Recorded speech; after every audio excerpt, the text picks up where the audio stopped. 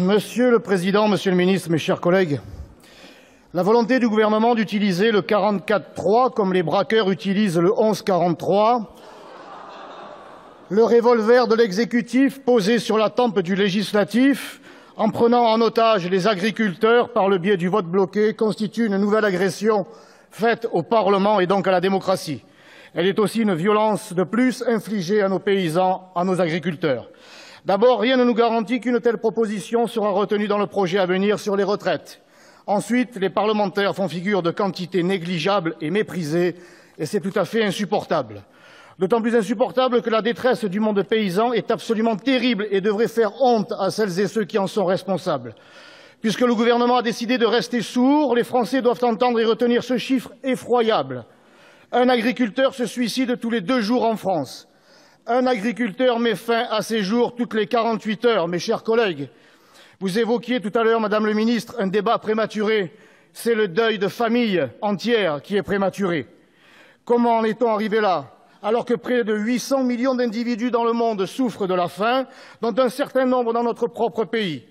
Face à cette situation scandaleuse, quelles sont vos réponses ?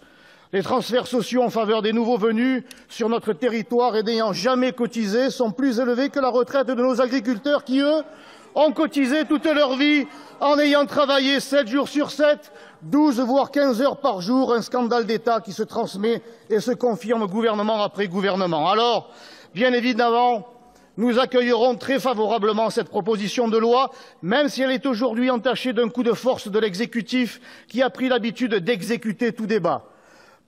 Alors, porter le minimum de la retraite à 85% du SMIC est une mesure salutaire. Le minimum retraite agricole dans notre pays est en effet scandaleusement bas, d'un montant moyen de 766 € mensuels, inférieur de 10% au seuil de pauvreté.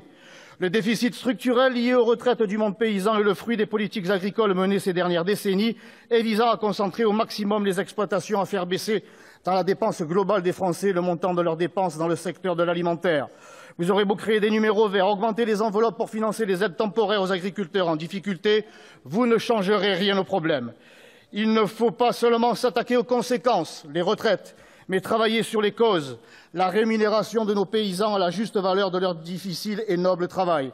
Rappelons qu'en 2015, un tiers des agriculteurs percevaient un salaire de 354 € par mois et la mutuelle sociale agricole a reçu en 2016 200 000 demandes de RSA, soit un tiers des exploitants et 2 tiers des salariés agricoles.